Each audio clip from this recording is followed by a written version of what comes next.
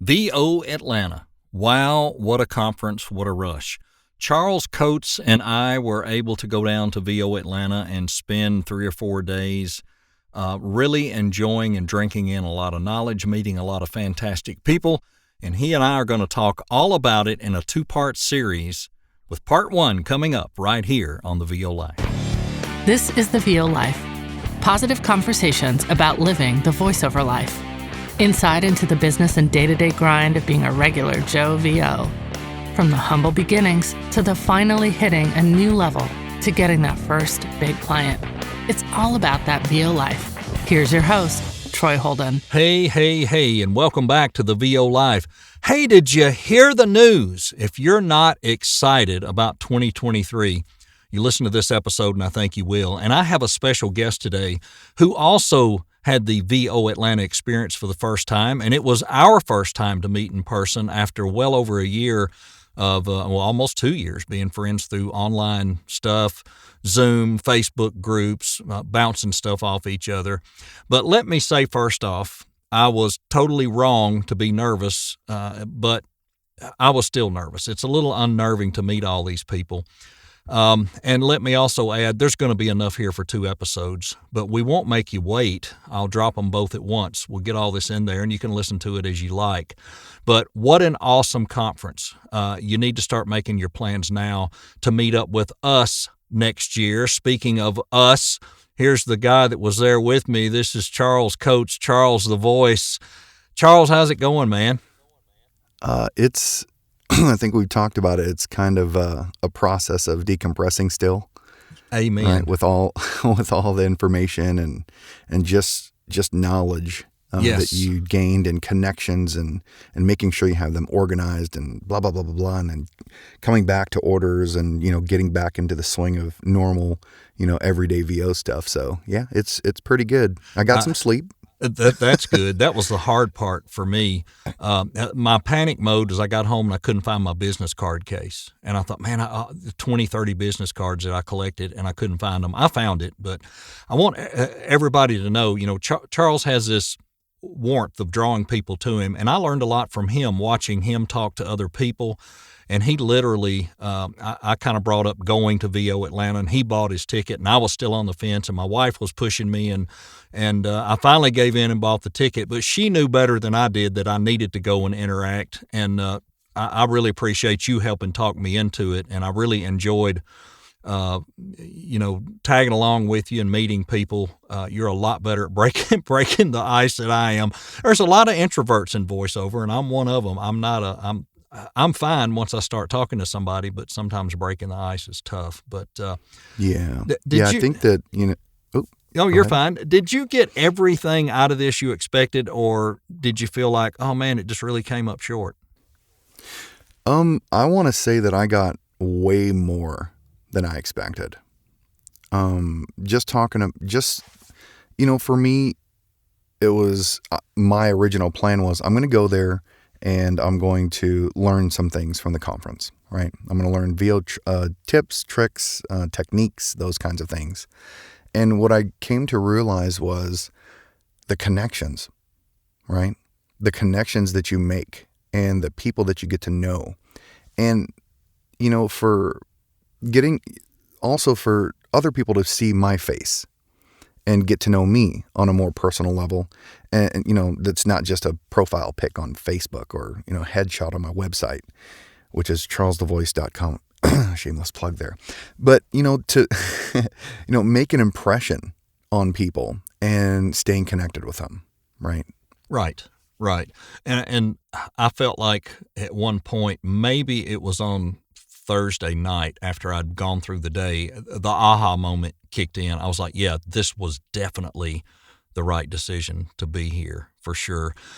Was there someone that surprised you that you thought, I probably can't talk to them. They're going to be so swamped. They're probably not going to be approachable. Was there somebody that really surprised you how friendly and open they were?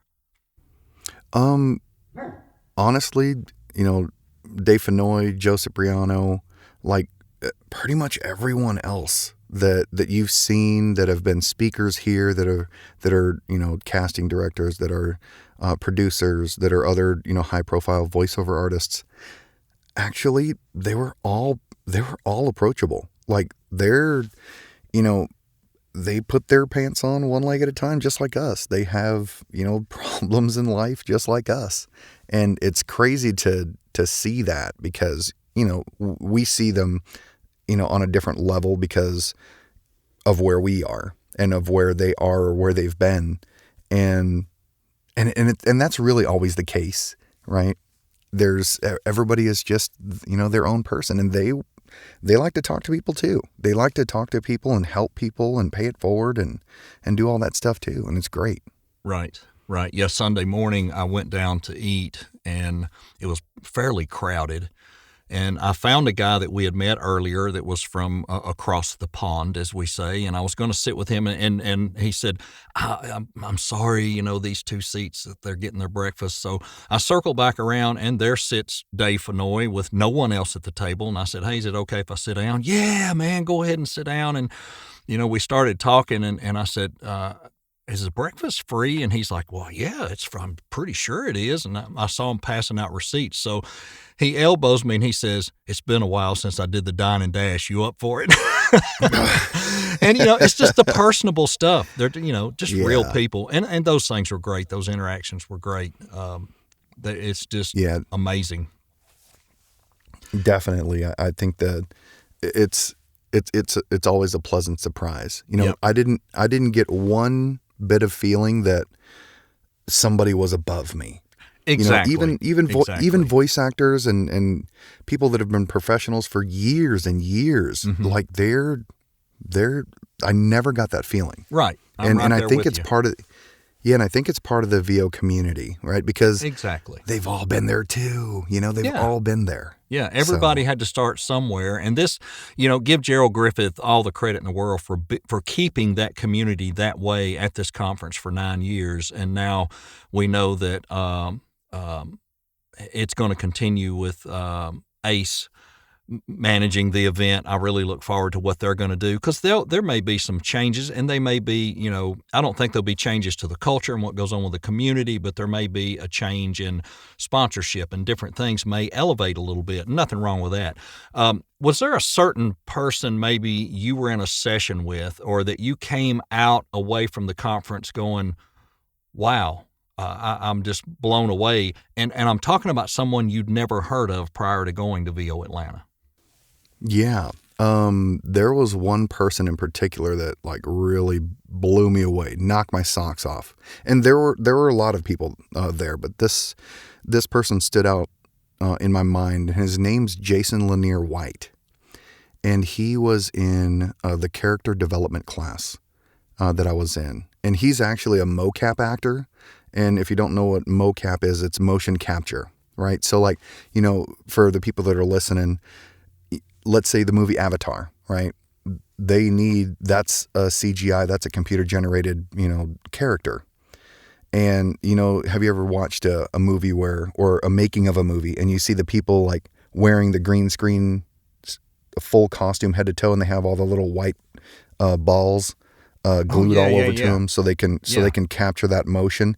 Right. So he's a mocap actor. He's a motion capture actor. And man, he talked about diving deep into your character and really knowing them and understanding them on a multifaceted deep level, and how important that was actually to being believable and really, really becoming the entire full character that you're supposed to be. Right. And it was amazing to watch to be a part of his class. And he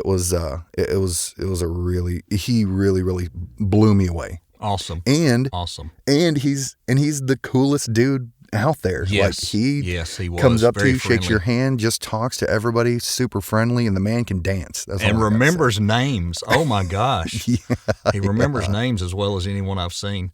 And I'll say that we're both believers in, we'll tell you how great this was or how great this person was and what a great teacher it is. But I'm also an encourager that if you want to learn from them, that's their thing. You should pay them just like a coach or whatever. If you're getting coaching or anything else, that's for you. And my coaching's for me, and it'll be different. I may not get the same thing you get. So I want to encourage folks. We're not on here to give away secrets or anything, but we're on here to turn you on to a great conference and some great people. So if you come out of the conference and say, this is the one or two people that I would absolutely say you should look into them for coaching or help, who hits you the hardest? I would say Mary Lynn Wisner. Absolutely. Yeah. And I'm sorry, I always mix it up. Is it Mary Lynn, Mary Lou? You got it. No, you nailed it. It's Mary Lynn, right? It's not Mary Beth. I know that's not. Right, yeah. Yeah, Mary Lynn Wisner, man, that lady is phenomenal. She has so much experience, and she's an absolutely down-to-earth person, right? And she's great. She has tons of coaching techniques.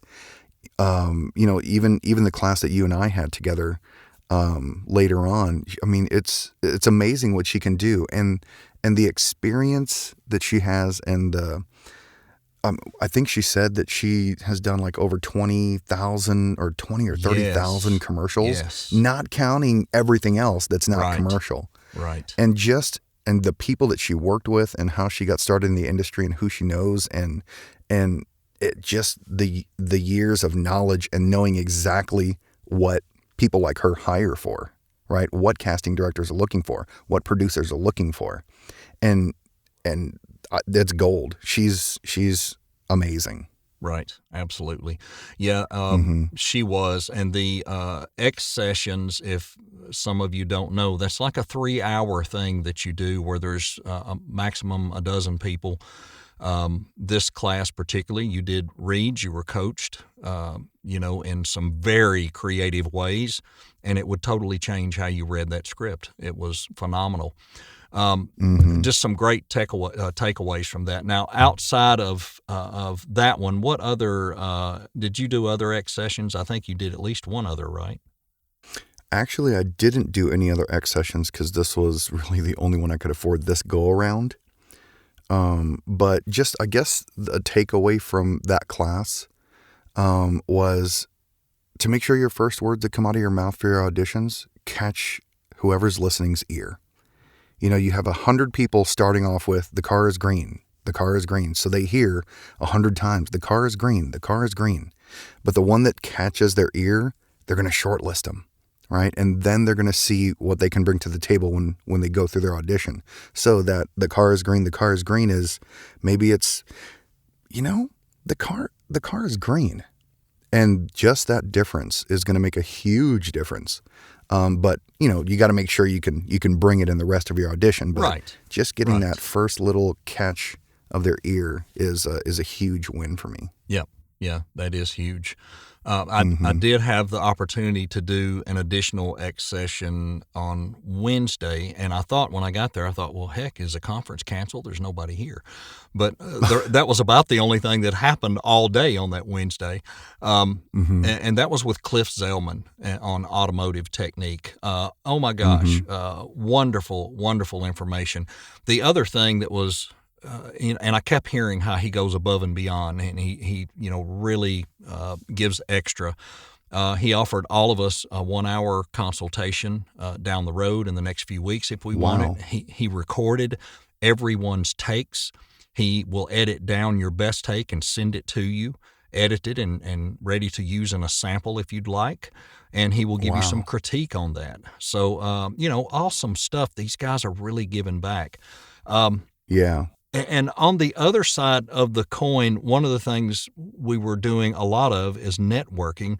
And a lot of us think day to day.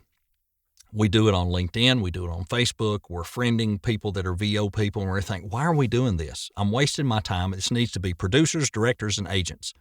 So what is the payoff in peer networking with you? I think so. I have 2 points on this. I think there's 2 things that can happen. You can friend, the producers, directors, agencies, whatever, directly. But also you can connect with them through association, right? I can't tell you how many times a connection with someone that's maybe not somebody high up, and not just in the VO industry, but in life also, that's grown into an opportunity, right?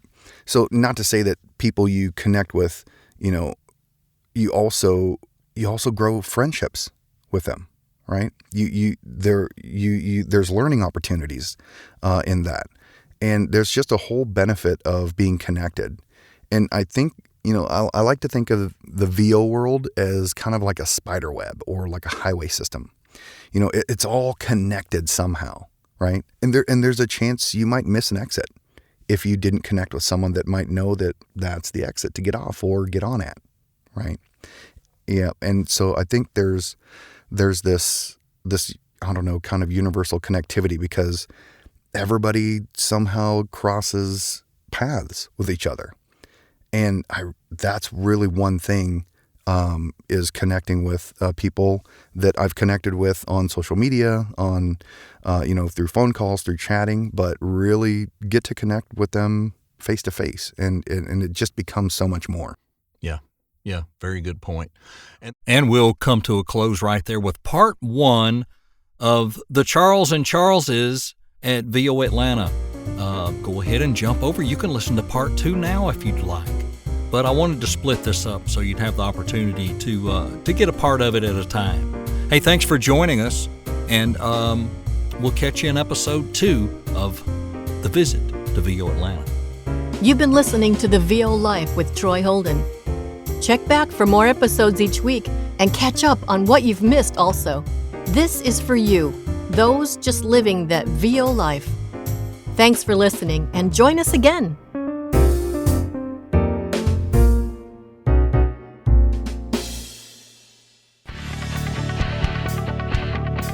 The VO Life intro is by Louise Porter. The outro by Liz Moya.